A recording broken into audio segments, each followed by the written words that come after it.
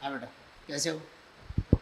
मेरा नाम है Yatendra Upadhyay, zoology faculty CLC Sikar. तो अभी तक आप लोगों ने जो है एनिमल फिजियोलॉजी के अंदर जो चीज़ें डिस्कस की है, लास्ट चैप्टर आप लोगों ने जो है न्यूरल कंट्रोल एंड कोऑर्डिनेशन जो है वो पढ़ा है ना। तो इस चैप्टर में आप लोगों ने पढ़ा कि किस तरीके से हमारे बॉडी के अंदर नर्वस सिस्टम जो है वो कंट्रोल एंड कोऑर्डिनेशन, नियंत्रण और समन्वय की प्रक्रिया को संपादित करता है।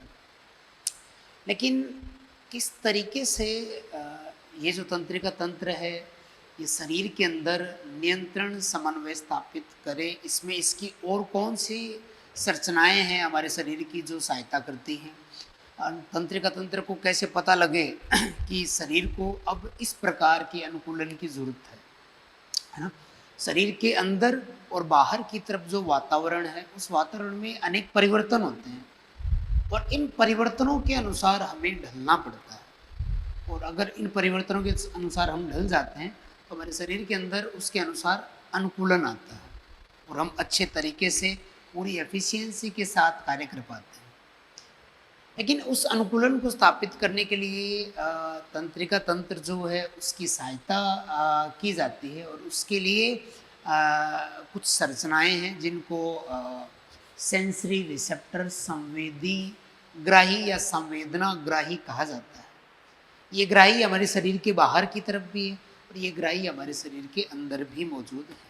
जो शरीर के बाहर और अंदर होने वाले परिवर्तनों का ज्ञान हमारे तंत्रिका तंत्र ज्ञान करके हमारे उसकी सूचना हमारे तंत्रिका तंत्र तक पहुंचाते हैं। फिर हमारा तंत्रिका तंत्र जो है वो अपने न्यूरॉन की मदद से एक आदेश, एक इंस्ट्रक्शन जो है शरीर के विभिन्न इफेक्टर जिनमें मसल्स हैं, ग्रंथियाँ हैं, उन तक पहुंचाता है और उन मसल्स, ग्रंथियों की सहायता से फिर हमारे शरीर के अंदर प्रॉपर जो है उन परिवर्तनों के अनुसार अनुकूलन स्थापित होता है। तो किस तरीके से ये कार्य करते हैं उसकी बात अभी हम लोग थोड़ा सा यहाँ पे कर लेते हैं और उसके बाद बात करेंगे कि ये ग्राही हमारे शरीर में कहाँ कितने टाइप के होते हैं। तो चलो पहले बात करते हैं कि थोड़ा सा बेसिक कॉन्सेप्ट की कि जो हमारा शरीर है उसके अंदर और बाहर जो वातावरण है उसकी अगर हम लोग बात करें, जैसे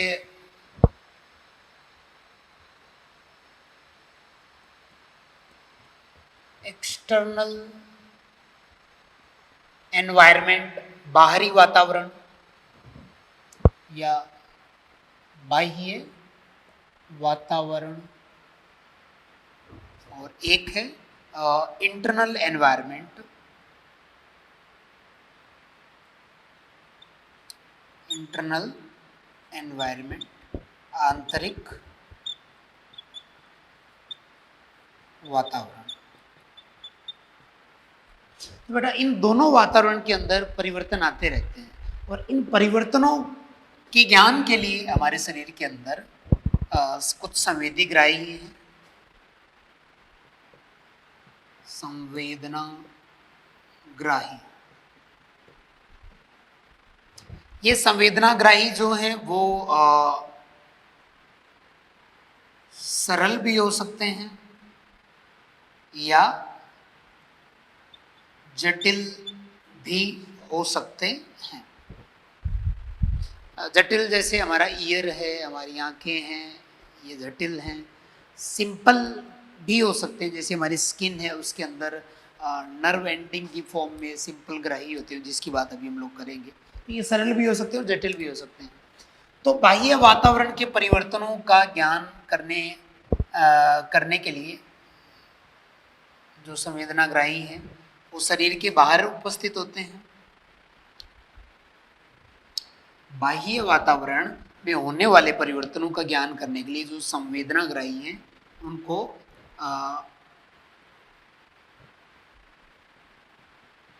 एक्सटर्नल संवेदनाग्राही कहेंगे। और शरीर के आंतरिक वातावरण में होने वाले परिवर्तनों का ज्ञान कराने के लिए कौन से ग्राही होंगे? इंटरनल।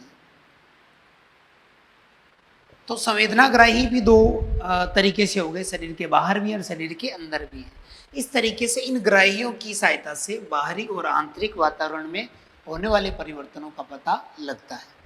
जैसे ही संवेदनाग्राही के पास में ये संदेश आता है, तो संवेदनाग्राही जो है इस संदेश को संवेदी तंत्रिका के माध्यम से पहुंचा देते हैं। किसके पास में? CNS। CNS का मतलब है सेंट्रल नर्वस सिस्टम, केंद्रीय तंत्रिका तंत्र। आप लोग पढ़ चुके हैं, जिसमें मस्तिष्क और मेरुरज्जु सम्मिलित है। तो संवेदी तंत्रिका तंत्र के माध्यम से संवेदनाग्राहियों से संदेश CNS के पास में आ जाता है तंत्रिकी आवेग के रूप में। अब CNS से जो है, CNS में वो संदेश आने के बाद में वहाँ पे उसकी प्रोसेसिंग होती है, उपयुक्त निर्णय लिया जाता है, और फिर एक संदेश जो है वो प्रेरक तंत्रिकाओं के माध्यम से, प्रेरक तंत्रिका मोटर न्यूरॉन के माध्यम से भेजा जाता है। कहाँ पे? मसल्स के पास। मसल्स जो हम लोग आगे पढ़ेंगे 3 टाइप की हैं। स्मूथ मसल्स होती हैं, चिकनी पेशियाँ, स्केलेटन मसल्स, और एक है हृदय पेशियाँ, कार्डियक। इसके अलावा अंतःस्रावी तंत्र, एंडोक्राइन तंत्र के पास भी संदेश आता है। अंतःस्रावी तंत्र जो है उसके अंदर क्या सम्मिलित होती हैं? ग्रंथियां। और इन ग्रंथियों को जैसे ही यहाँ से संदेश प्राप्त होता है तो ग्रंथियां स्रावित करती हैं क्या? हॉर्मोन्स। और इन्हीं हॉर्मोन से फिर हमारे शरीर में आगे चल के नियंत्रण और समन्वय में सहायता मिलती है। हार्मोन भी हो सकते हैं इस फंक्शन के लिए, नियंत्रण समन्वय के लिए। वो पेशियों का संकुचन भी हो सकता है। क्लियर ना? अब आप लोग तंत्रिका तंत्र के बारे में पढ़ चुके हैं। उसके बाद हम लोग ग्राहियों की बात कर रहे हैं। ग्राहियों की बात करने के पश्चात हम अंतःस्रावी तंत्र की भी बात करेंगे। तो यहाँ पे एक चीज़ आप लोग जान लें कि तंत्रिका तंत्र जो है वो निर्देश देता है अंतःस्रावी तंत्र को, लेकिन अंतःस्रावी तंत्र भी अपने हॉर्मोन्स की सहायता से निर्देश दे सकता है। किसको? तंत्रिका तंत्र को। तो ये जो है उत्क्रमणीय प्रक्रिया है, दोनों तरफ एक दूसरे को नियंत्रित किया जा सकता है। क्लियर ना? तो इस तरीके से आप लोग देखिए कि आपके शरीर के बाहरी वातावरण और आपके शरीर के आंतरिक वातावरण में होने वाले परिवर्तनों का आभास संवेदी ग्राहियों को होता है। वो संवेदी ग्राही बाहर भी होते हैं, अंदर भी होते हैं, और ये ग्राही उस सूचना को तंत्रिकी आवेग के रूप में पहुंचा देते हैं केंद्रीय तंत्रिका तंत्र तक। और वो सूचना लाता कौन है? इन ग्राहियों से जुड़ी हुई संवेदी तंत्रिका। संवेदी तंत्रिका से वो तंत्रिकीय विभव के रूप में उत्पन्न संदेश जो है CNS के पास आता है। CNS उसको उचित तरीके से उसकी प्रोसेसिंग करता है, निर्णय लेता है, और फिर उसको प्रेरक तंत्रिका के माध्यम से पहुंचा देता है। कहाँ पे? एंडोक्राइन सिस्टम के पास में, जो हार्मोन स्रावित करके हमारे शरीर के अंदर अनेक परिवर्तन करती हैं, जो बाह्य और आंतरिक वातावरण में होने वाले परिवर्तनों के अनुकूल हमारे शरीर में होते हैं, जिससे हमारे अंदर अडेप्टेशन आता है, और उन परिस्थितियों के अनुसार आवश्यक पेशीय संकुचन को भी ये मोटर न्यूरॉन के माध्यम से संपादित किया जाता है। क्लियर? तो इतना आप लोग इसको पॉज करके वीडियो को नोट कर ले, फिर आगे बढ़ते हैं।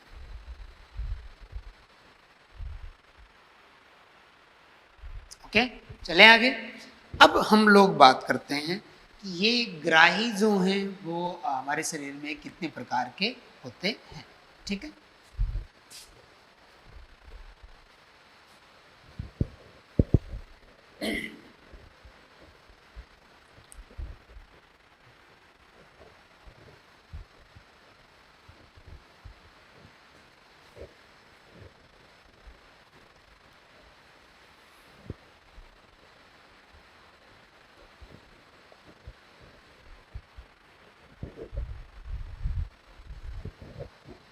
तो बात करते हैं सेंसरी रिसेप्टर संवेदी ग्राही के टाइप्स की, प्रकार की।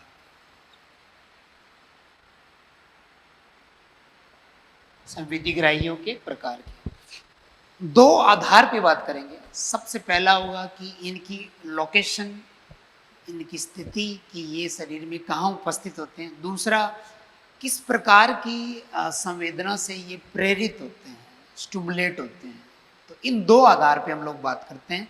सबसे पहले पहला जो आधार है उसके अनुसार बात करेंगे। तो शरीर में लोकेशन के आधार पर, शरीर में इनकी लोकेशन कहाँ है उस आधार पे इनकी बात करते हैं। उस आधार पे अगर देखें तो ये हैं एक्सटर्नल ग्राही। एक्सटर्नल ग्राही जो है वो शरीर के बाहर उपस्थित होते हैं, शरीर के बाहर उपस्थित।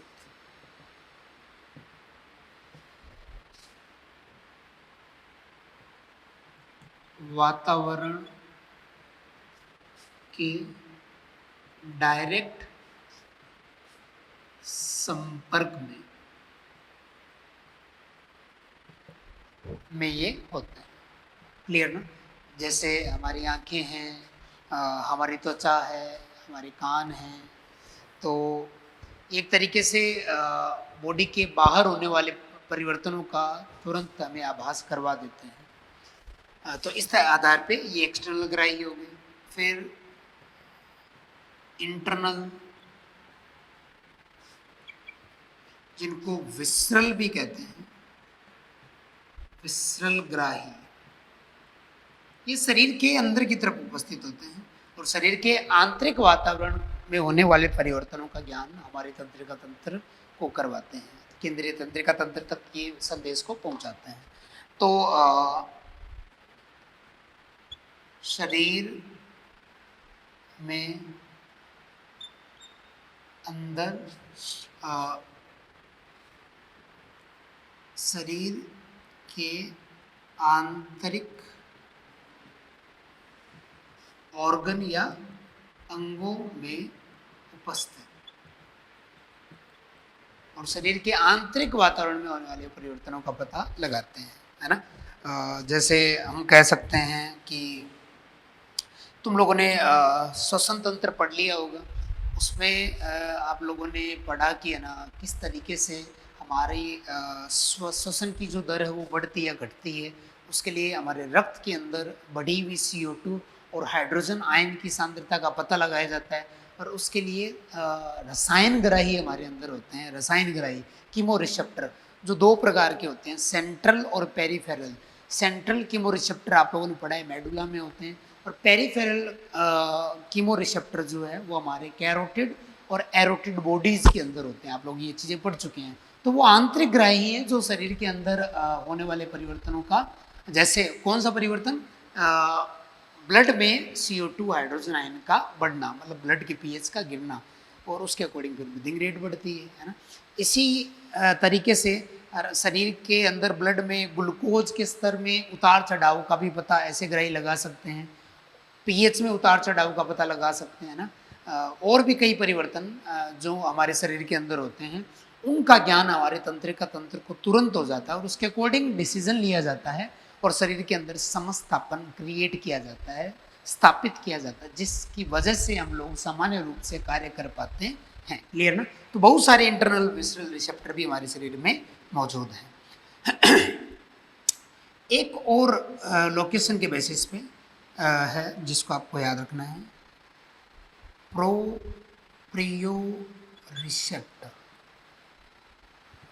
प्रोप्रियो रिसेप्टर जो हैं वो हमारे शरीर के अंदर जॉइंट्स, पेशियां, मसल्स, कंडरा, टेंडन्स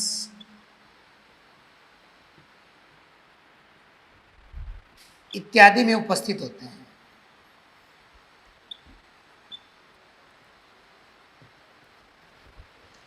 और ये हमारे शरीर के अंदर जैसे ही कोई गति होती है, हमारे शरीर की जो मुद्रा है उसमें परिवर्तन होता है, तो तुरंत जॉइंट्स में, मसल में, टेंडन में इनकी जो उपस्थिति है, तो ये सेंसरी न्यूरॉन से जुड़े होते हैं। तो ये उस परिवर्तन की सूचना संवेदी तंत्रिकाओं के माध्यम से हमारे तंत्रिका तंत्र तक पहुंचा देते हैं, जिसके अकॉर्डिंग हमारे शरीर में परिवर्तन आते हैं। कैसे परिवर्तन आते हैं आप लोग समझ सकते हो। अगर मैं कहूँ कि एक व्यक्ति जब दौड़ना शुरू करता है, तो जैसे ही वो दौड़ना शुरू करता है, तुरंत उसकी ब्रीदिंग रेट बढ़ जाती है। उस परिस्थिति से भी पहले कि जैसे वो दौड़ना शुरू करे, तो उसके रक्त के अंदर CO2 का स्तर शुरुआत में बढ़ता नहीं है, फिर भी उसकी ब्रीदिंग रेट बढ़ जाती है। कि एक व्यक्ति जब दौड़ना शुरू करता है तो CO2 के स्तर के बढ़ने से पहले उसकी श्वास की दर बढ़ जाती है। तो ये कथन सत्य है, क्योंकि ऐसा एक बॉडी के अंदर अनुकूलन स्थापित करने के लिए होता है। क्योंकि जैसे व्यक्ति दौड़ना शुरू करता है, उसके जॉइंट्स के अंदर मौजूद प्रोपियो रिसेप्टर उस संदेश को ब्रेन तक पहुंचाते हैं और मेडुला के अंदर मौजूद respiratory rhythm centre breathing rate बढ़ा देता है, जिसकी वजह से व्यक्ति के ब्लड के अंदर CO2 का स्तर बढ़ता नहीं है। यानी पहले से तैयारी कर ली जाती है कि ना व्यक्ति के अंदर CO2 का स्तर बढ़े ना। तो उसी के लिए प्रोपियो रिसेप्टर हमारी मदद करते हैं। साथ ही ये प्रोपियो रिसेप्टर जो हैं वो हमारे शरीर की मुद्रा में होने वाले परिवर्तनों का ज्ञान तंत्रिका आवेग के रूप में हमारे सेरेबेलम, हमारे जो इंटरनल ईयर में हम लोग पढ़ेंगे, आंतरिक कर्ण के अंदर वेस्टिबुलर तंत्र तक पहुंचाते हैं, जिससे हमारा बैलेंस जो है उसको हमें मेंटेन करने में मदद मिलती है। क्लियर ना। तो इस तरीके से लोकेशन के बेसिस पे ये 3 प्रकार के ग्राही जो हैं वो हमारे शरीर में मौजूद होते हैं, और हर वक्त हमारे शरीर में होने वाले परिवर्तनों का ज्ञान संवेदी तंत्रिकाओं के माध्यम से हमारे नर्वस सिस्टम में CNS तक पहुंचाते हैं। क्लियर। आप लोग वीडियो पॉज करके ये नोट कर लें। चलें आगे। अब बात करते हैं लोकेशन के बेसिस पे दूसरे टाइप के ग्राही की, जो अब पहला जो बेसिस था वो हो गया है। अब B की बात करेंगे, और B जो है वो होगा कि किस प्रकार की स्टिमुलस से ये जो ग्राही हैं वो सक्रिय होते हैं, किससे स्टिमुलेट होते हैं। उसको मैं एक टेबल की फॉर्म में यहाँ नोट कर रहा हूँ, तो आप लोग पहले समझते जाएं और फिर साथ साथ लिखते जाएं। दूसरा जो आधार है B,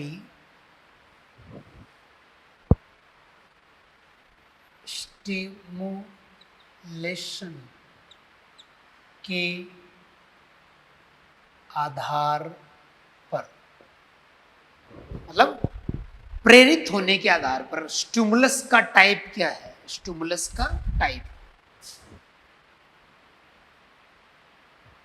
स्टिमुलस उद्दीपन जिसको बोलते हैं, स्टिमुलस का प्रकार, स्टिमुलस के प्रकार पर। तो क्या है इसके आधार पर टाइप, उसकी बात कर लेते हैं यहाँ पे अपन लोग 1 by 1। तो जैसे सबसे पहले जैसे रिसेप्टर आ गए, ग्राही, फिर रिसेप्टर के टाइप आ गए, फिर किस से प्रेरित होते हैं, जो इसका बेसिस भी, और फिर उसका उदाहरण। क्लियर। तो इन आधार पे अपन लोग 1 by 1 बात कर लेते हैं।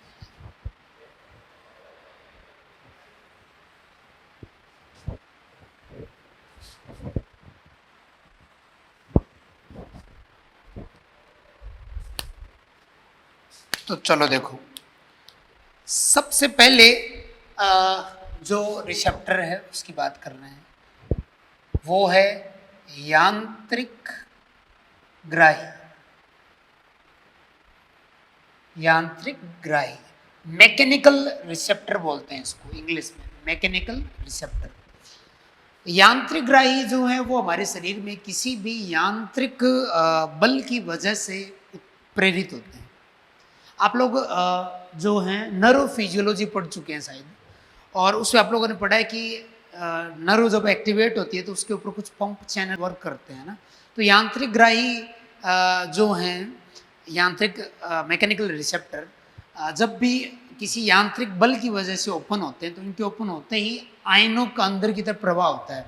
कुछ ऐसे मैकेनिकल रिसेप्टर होते हैं जिनके खुलने से सोडियम आयन सेल के अंदर जाता है, जिससे डीपोलराइजेशन विध्रुवण की प्रक्रिया होती है और ग्राही सक्रिय होकर के संदेश को फिर आगे पहुंचाते हैं। क्लियर ना?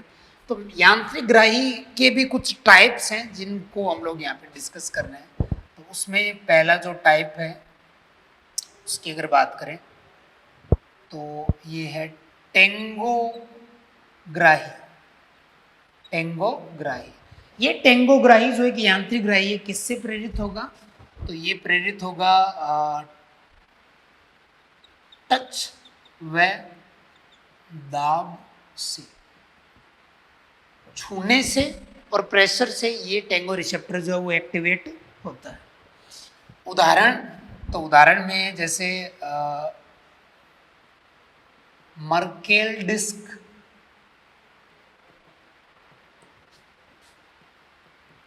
मिजनर कॉर्पल्स,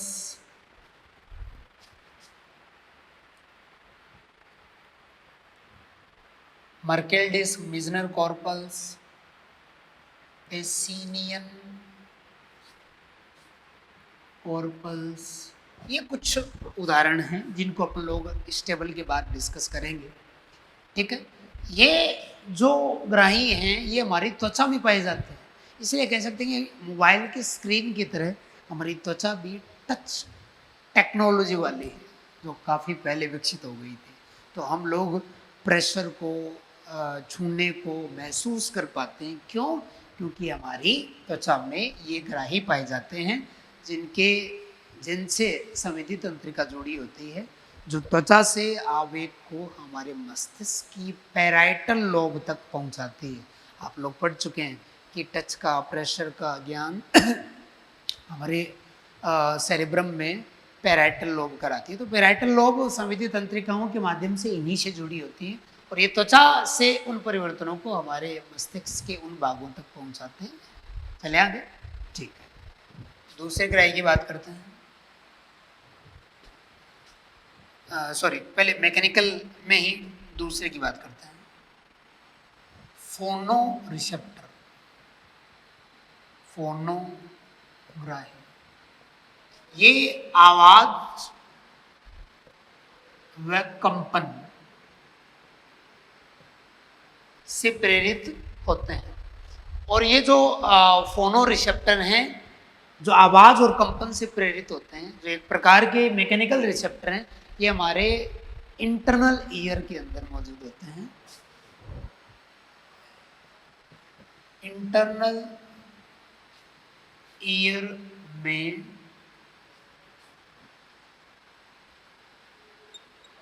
ऑर्गन ऑफ कोल्टाई, ये अपन बात करेंगे कॉकलिया के अंदर ऑर्गन ऑफ कोल्टाई होते हैं। आगे अपन जब ईयर पढ़ेंगे तो वहाँ पे ये मौजूद होते हैं जो फोनो रिसेप्टर के रूप में कार्य करते हुए हमें आवाज़ और कंपन का आभास कराते हैं। आप लोगों ने वैसे तो ये ज्ञान होगा कि हमारे कान के दो कार्य हैं, एक तो है सुनना और दूसरा बैलेंस। तो सुनने वाली बात मैंने आपको बता दी कि उसके अंदर ये इस टाइप के मैकेनिकल रिसेप्टर होते हैं। लगे हाथ अपन बैलेंस वाली बात भी कर लेते हैं। तो उसके लिए भी हमारे इंटरनल ईयर में यांत्रिक ग्राही पाए जाते हैं, लेकिन वो इस ग्राही से थोड़ा अलग हैं। उनको बोलेंगे स्टेटोग्राही। ये हमारे शरीर के अंदर जो परिवर्तन आते हैं पोजीशन में, एंगुलर व लीनियर, एंगुलर और लीनियर, मतलब अपन एक जगह हैं या चल रहे हैं या 3D में जैसे भी हमारे बॉडी के अंदर ऐसे पोजीशन में परिवर्तन आ रहा है, तो हमारे बॉडी के अंदर इन परिवर्तनों का आभास जो है हमारे ब्रेन को जो होता है वो इन्हीं से प्रेरित होकर के ये ग्राही पहुंचाते हैं। और इसका उदाहरण क्या है? इसका उदाहरण हमारे इंटरनल ईयर में मैक्यूली व क्रिस्टी होते हैं। क्रिस्टा एम्पुलरिस की बात आगे करेंगे। जब चलते वक्त हमारे शरीर के अंदर जो बैलेंस को मेंटेन किया जाता है वो क्रिस्टा एम्पुलरिस या क्रिस्टी के माध्यम से होता है। आप लोग एक जगह बैठे हैं और उस वक्त हल्का हल्का आपकी बॉडी की पोजीशन में परिवर्तन आ रहा है, उसका भी पता हमारा ईयर जो है इंटरनल ईयर हमारे मस्तिष्क को पहुंचा रहा है, वो मैक्यूली की वजह से करवा पाता है ना। तो इनकी बात भी हम लोग आगे करेंगे। तो ये 3 टाइप के यांत्रिक ग्राही हो गए। कुछ और हैं जो बात कर लेते हैं।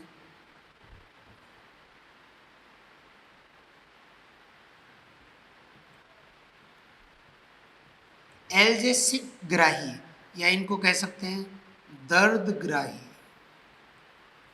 ये हमारी त्वचा में मौजूद होते हैं और ये हमें दर्द का आभास कराते हैं। इन्हीं से निकली संवेदी तंत्रिका पैराइटल लोब तक उस संदेश को पहुंचाती है। तो किससे प्रेरित होते हैं ये? पेन, दर्द से। और एग्जाम्पल में आप लोग याद रख सकते हो, free nerve ending. Free nerve ending का मतलब मुक्त तंत्रिका सिरे। मुक्त तंत्रिका सिरे, इन्हीं सिरों से हमें हमारी त्वचा में ये मौजूद होते हैं और यहीं से दर्द आवेग के रूप में हमारे मस्तिष्क तक जाता है। फिर एक और है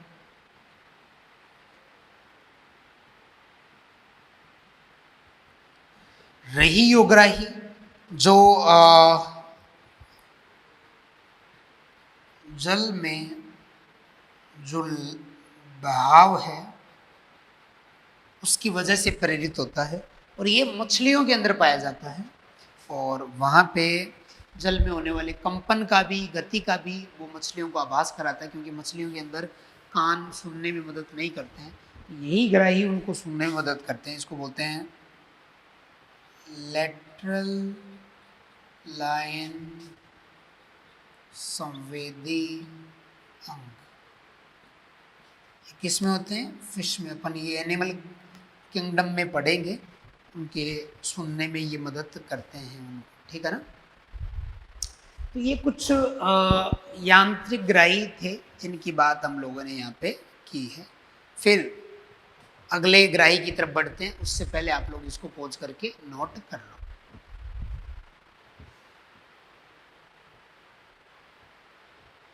ठीक है, चले आगे।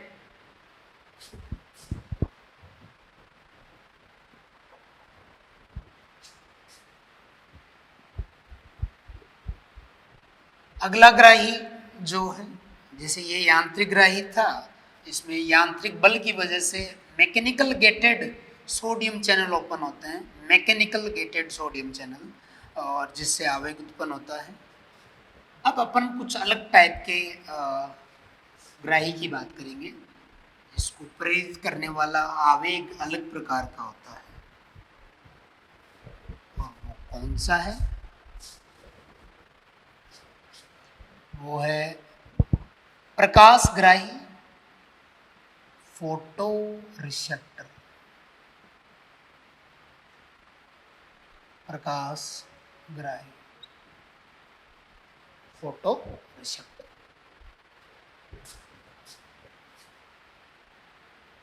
देखें, फोटो रिसेप्टर प्रकाश ग्राही जो हैं हमारे शरीर में किससे प्रेरित होते हैं? लाइट से, प्रकाश। ये सिंपल एनिमल्स में भी होते हैं, कॉम्प्लेक्स एनिमल में भी होते हैं। सिंपल एनिमल है तो उसमें सिंपल फॉर्म में होते हैं। जैसे अपन एनिमल किंगडम पढ़ेंगे तो बात करें कि जैसे केंचुआ है, अर्थवर्म, ये एनालिडा फाइलम से रिलेटेड है।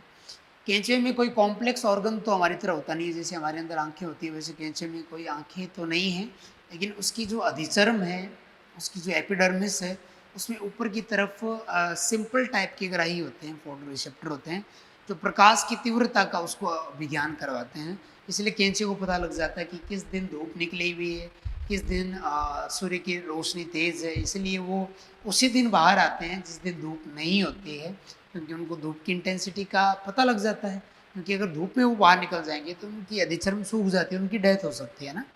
तो सिंपल फॉर्म में भी होते हैं और कॉम्प्लेक्स फॉर्म में हमारे अंदर जैसे आंखों के रूप में भी होते हैं। तो लाइट से स्टिमुलेट होने वाले ये जो प्रकाश ग्राही हैं, उदाहरण जैसे आंखें हैं, आई मनुष्य में,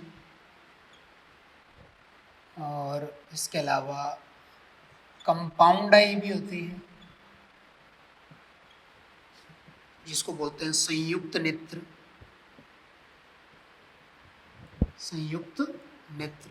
और ये इसकी जो यूनिट है उस यूनिट का नाम है ओमेटिडिया। और ये होती किस में है? इंसेक्ट के अंदर या ऑर्थोपोड्स में। हम लोग कीटों में पढ़ेंगे, उनमें कंपाउंड आई पाई जाती है जिनकी विजुअल यूनिट क्या होती है? ओमेटिडिया। तो ये प्रकाश से प्रेरित होने वाले प्रकाशग्राही की बात हम लोगों ने की है। अर्थवॉर्म की भी बात लिख सकते हो, अर्थवॉर्म की एपिडर्मिस में भी ये ग्राही पाए जाते हैं। क्लियर? चले आगे।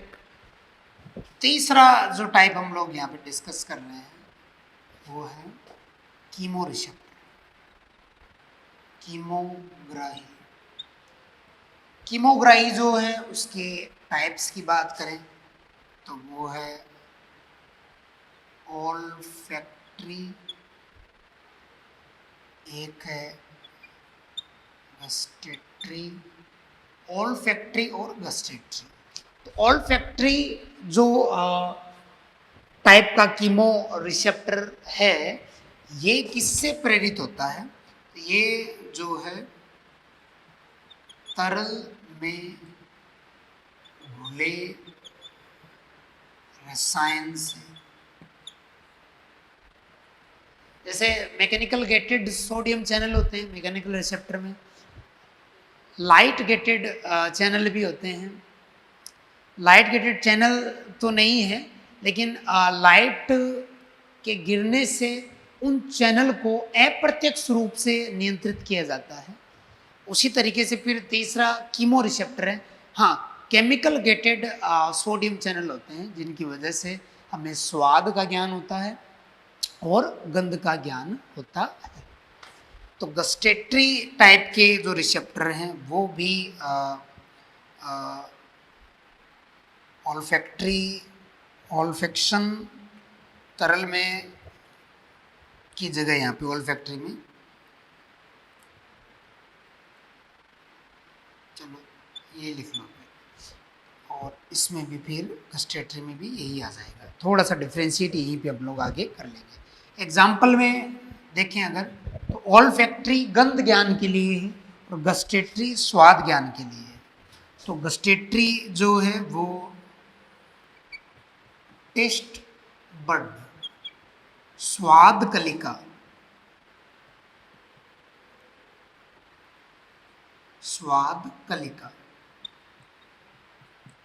और ये किस पे होती है? टंग। टंग के अलावा भी कुछ अन्य भागों में वहाँ बात करेंगे अपन।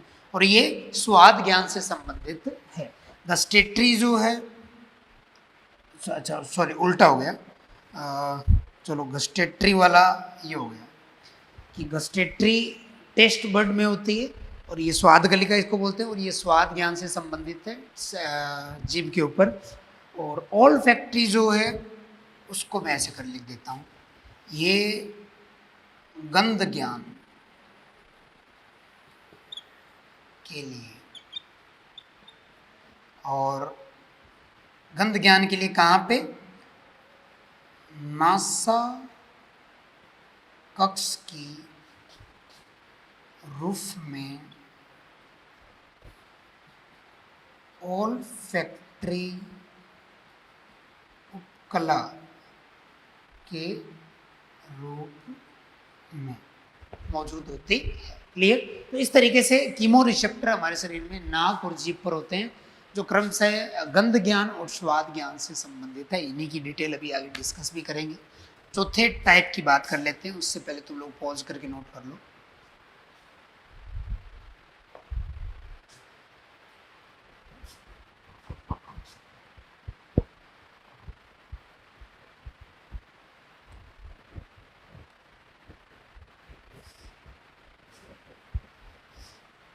चौथा जो टाइप है वो बताओ, शरीर में और कौन से ग्राही बच गए आप लोग देखो।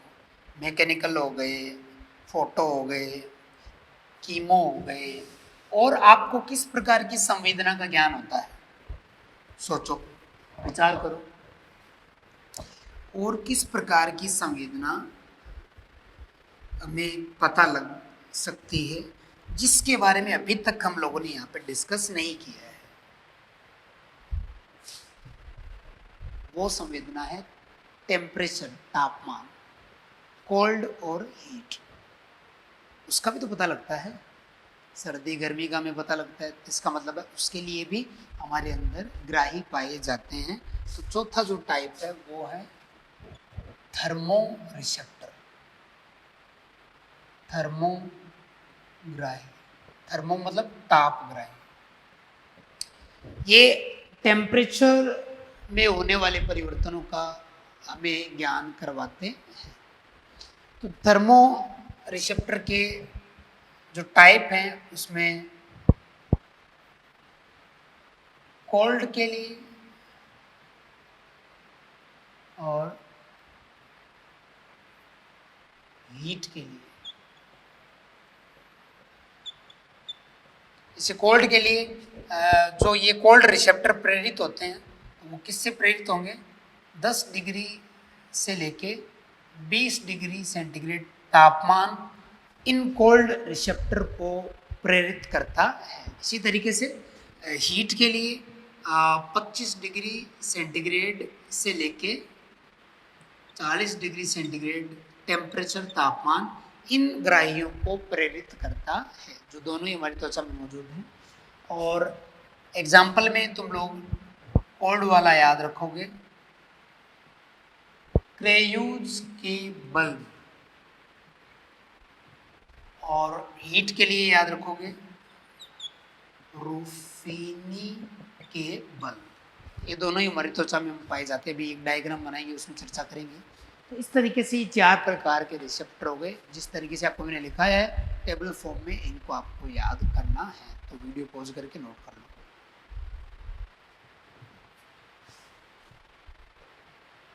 ठीक है, चले चलो। अब हम डिटेल में इन रिसेप्टर की बात करेंगे। अब इनको क्लासिफाई किया है, अब इनकी डिटेल डिस्कस करेंगे।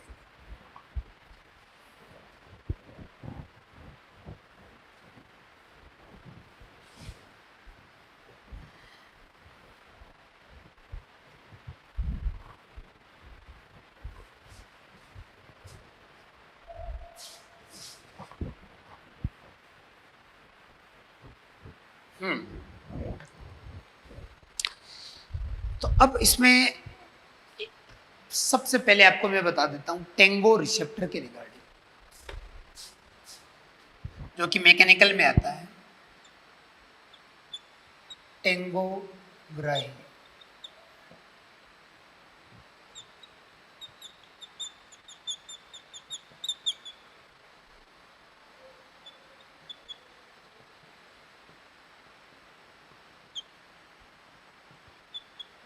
जो कि मैकेनिकल रिसेप्टर का टाइप है।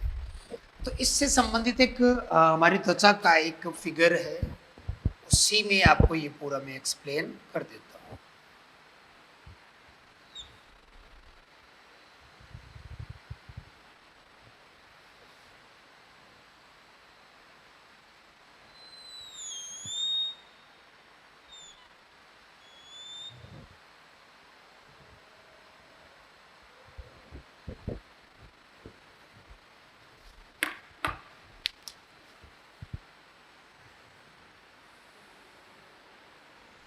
त्वचा जो है उसमें उसके दो हिस्से होते हैं।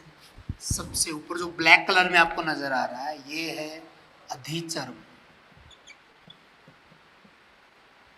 अधिचर्म मतलब एपिडर्मिस। और फिर रेड कलर वाला जो है वो है डर्मिस, मतलब चर्म।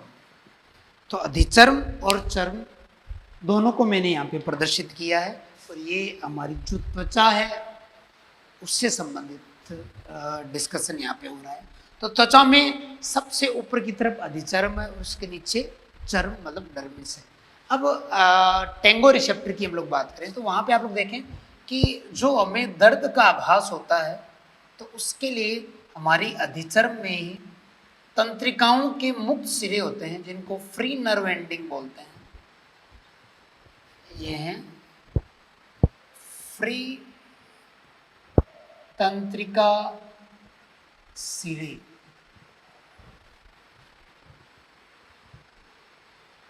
फ्री मुक्त तंत्रिका के सिरे, फ्री नर्व एंडिंग। और इनका कार्य क्या है? इनका कार्य है पेन का ज्ञान, दर्द का ज्ञान। और ये जो फ्री नर्व एंडिंग है इनके नीचे ये क्या जुड़ी हुई है? संवेदी तंत्रिका, सेंसरी न्यूरॉन है ये, सेंसरी न्यूरॉन। और ये फिर ब्रेन तक उस संदेश को पहुंचाता है। क्लियर? फ्री नर्व एंडिंग जो है कुछ यहाँ पे जैसे ये मैंने स्ट्रक्चर दिखाई है, ये क्या है? हेयर, ये बाल है, ये हेयर फॉलिकल है। यहाँ पे भी कुछ फ्री नर्व एंडिंग होती है, हेयर फॉलिकल बालों की जड़ों में। इसीलिए जब बाल को खींचते हैं तो दर्द होता है, क्योंकि बालों की जड़ों में भी फ्री नर्व एंडिंग मौजूद होती है जो हमें दर्द का अभिज्ञान करवाती है। इसके अलावा अधिचर्म के अंदर जो है कुछ और संवेदी संरचनाएं जो टच ज्ञान में हमारी मदद करती है, जिनको अपन ने सबसे पहले उस टेबल के अंदर द्वितीय आधार में डिस्कस भी किया था। मर्केल डिस्क,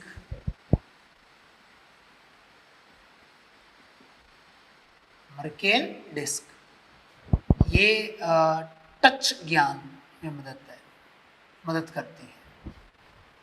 छूना, जब भी हमें कोई छूता है तो हमें पता लग जाता है, तो उसमें मर्केल डिस्क मदद करती है जो अधिचर्म के अंदर मौजूद होती है। उसके नीचे से भी ये संवेदी तंत्रिका ब्रेन की तरफ निकल के जाती है। क्लियर ना? इसके अलावा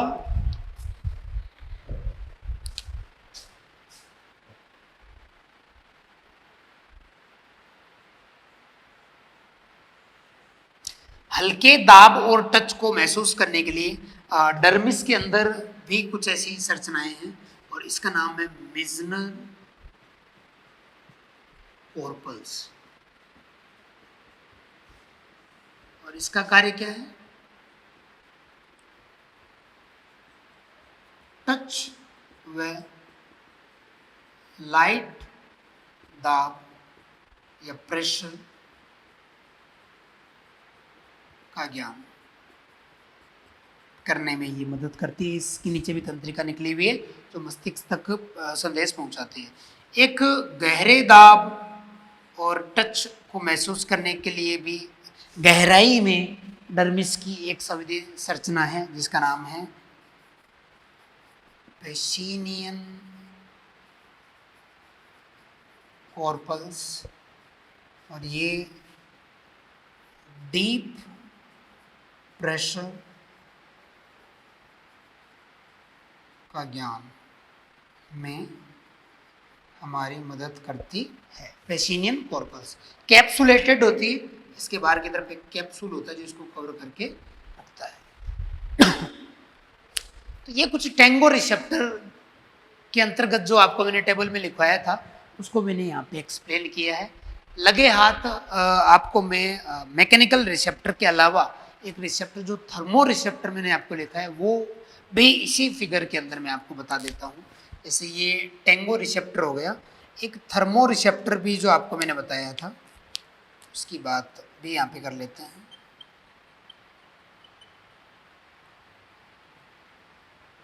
जो हाई टेम्परेचर और लो टेम्परेचर दोनों के लिए होता है। तो तापमान के ज्ञान के लिए भी हमारे अंदर कुछ संवेदी संरचनाएं होती हैं, इनके नाम आपको मैंने भी लिखवाए थे। और क्या हैं उनके नाम? तो जैसे ये है पेयूज के बल्ब, और ये है रूफिनी के बल्ब।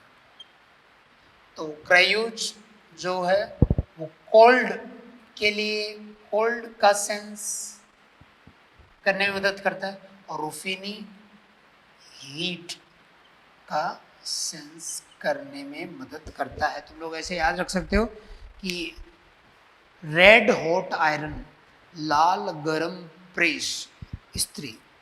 तो रेड हॉट आयरन और रूफिनी में भी आर आ रहा है, और रेड हॉट आयरन मतलब आर से आप लोग याद रख सकते हो कि रूफिनी रेड हॉट आयरन मतलब हीट के सेंस करने में, उच्च तापमान को सेंस करने में हमारी मदद करती है। कोल्ड COLD कोल्ड मतलब ठंडे के लिए, और इसमें क्रायूज में के आ रहा है कोल्ड। तो आप लोग वैसे सी को के से ऐसे रिलेट करके कोल्ड आप लोग इसको भी याद कर सकते हो। क्लियर ना? तो इस तरीके से अपन ने कुछ टैंगो रिसेप्टर और थर्मो रिसेप्टर को इस फिगर के माध्यम से यहाँ पे डिस्कस कर लिया है। क्लियर ना? तो इसको आप लोग पॉज करके वीडियो को इसको नोट कर लो।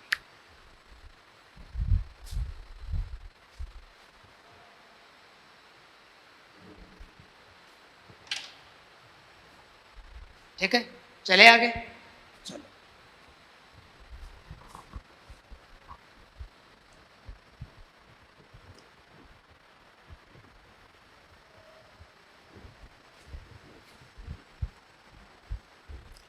बताओ अब अगला रिसेप्टर। अगले रिसेप्टर की बात करेंगे, और वो है कीमो रिसेप्टर।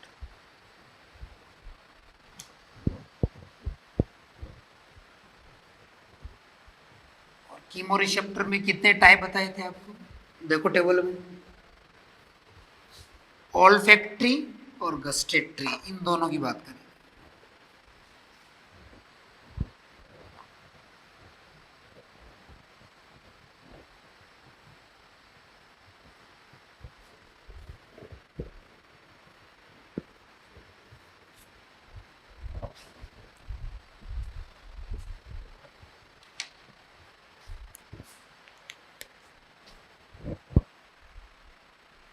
कीमो रिसेप्टर रसायन ग्राही,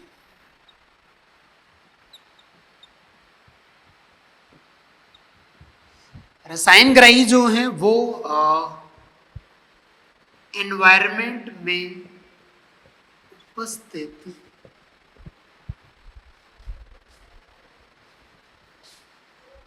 घुलनशील रसायन का पता लगाते हैं।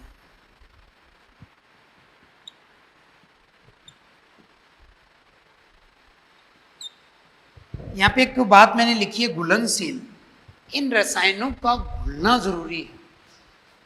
बिना घुले न तो हमें स्वाद का पता लगेगा और न ही गंध का पता लगेगा। इसका मतलब है हमारी जीभ पर जब भी हमें किसी अच्छे भोजन की उपस्थिति का स्वाद के आधार पर पता लगता है, तो इसका मतलब है उस भोजन के रसायन हमारी जीभ की स्वाद कलिकाओं के अंदर घुले हैं, और तभी वो ग्राही से जुड़ पाए हैं और ग्राही प्रेरित हो पाया है।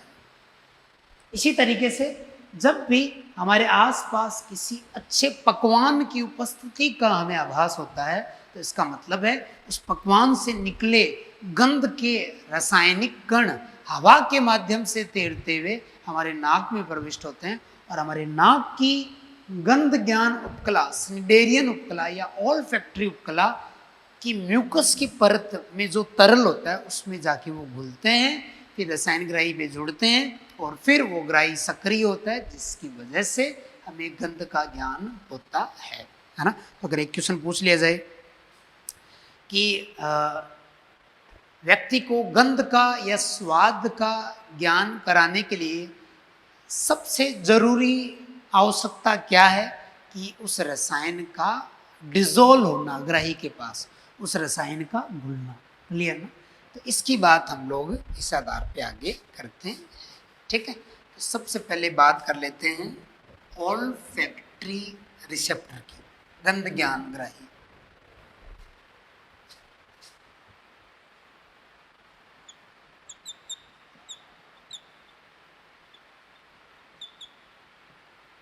ऑल्फैक्टरी रिसेप्टर, ऑल्फैक्टरी रिसेप्टर जो है वो है गंध ज्ञान ग्राही। और ये जो गंध ज्ञान ग्राही है ये ऑल्फैक्टरी उपकला या इसको घ्राण उपकला भी कहते हैं में उपस्थित होते हैं। और ऑल्फैक्टरी उपकला नासा कक्ष की जो रूफ या छत है उसमें उपस्थित होती है। क्लियर? ये जो ऑल्फैक्टरी उपकला है, अगर इस उपकला के घटक की बात करें, ऑल्फैक्टरी उपकला, तो ये उपकला आगे हम टिश्यू में बात करेंगे, कूट स्तरित प्रकार की होती है। कूट स्तरित, सूडो स्ट्रेटिफाइड, मतलब अपन उपकला उत्तक में पढ़ेंगे कि ये सरल और जटिल दो प्रकार का होता है। सरल में कोशिकाओं की एक ही परत होती है और जटिल में कोशिकाओं की एक परत के ऊपर दूसरी, तीसरी, चौथी ऐसे परत बन जाती है, उनको स्तरित बोलते हैं। ये उपकला होती तो एक सरल रूप में ही है, लेकिन दिखती जटिल है, वास्तविक रूप से ये जटिल नहीं है, इसलिए इसको कूट स्तरित कहते हैं। इसकी डिटेल अपन टिश्यू में पढ़ेंगे, अभी आप लोग नाम याद रख सकते हो। तो ऑल्फैक्टरी उपकला जो है, इसके जो घटक हैं अगर उनकी चर्चा करें तो उसके अंदर कुछ सेल्स हैं। उन सेल्स के नाम अगर हम लोग देखें तो सबसे पहले इंपॉर्टेंट है ऑल्फैक्टरी रिसेप्टर सेल, घ्राण ग्राही कोशिका जिसको बोलते हैं, सबसे प्रमुख कोशिका ये, इसकी डायग्राम से चर्चा करेंगे अभी। एक है सहायक कोशिका, सपोर्टिंग सेल, सहायता करती है इस कोशिका की, उसको सहारा देती है, इसे सहारा देना। और एक कोशिका और है जिसको आधारीय कोशिका बोलते हैं,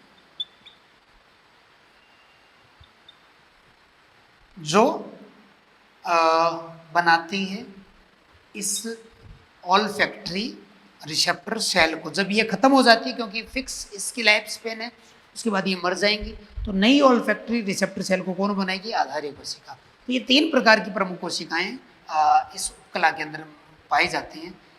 इस घटक के अंदर ही सेल्स के बाद ग्रंथि भी होती है, ग्लैंड। ग्लैंड का नाम है बोमेन ग्लैंड और इसका कार्य है श्लेष्मा स्त्रावण, जिसकी वजह से हमारी ग्रहण उपकला के अंदर नमी बनी रहती है। जब भी कोल्ड जुकाम वगैरह होता है तो हमें गंध ज्ञान नहीं होता है, क्योंकि उस वक्त इस ग्रंथि की क्रिया बढ़ जाती है, ये बहुत ज़्यादा म्यूकस श्लेष्मा स्त्रावित करती है, इससे इस उपकला में सूजन आ जाती है और गंध के कण ग्राही कोशिका तक पहुंच नहीं पाते हैं, इसलिए हमें गंध का ज्ञान नहीं होता है। क्लियर ना? इसके बाद अपन लोग इसकी जो डिटेल है डायग्राम के साथ वो अगले क्लास के अंदर डिस्कस करेंगे। तब तक आज के लिए काफ़ी है। आप लोग बढ़िया इसको रिवाइज करें, एनसीईआरटी की रीडिंग लगाएं और फिर आपके पास जो भी क्वेश्चन है उनको बढ़िया से आप लोग रिवाइज करके क्वेश्चन लगाएं। ठीक है, तब तक के लिए बेस्ट ऑफ लक।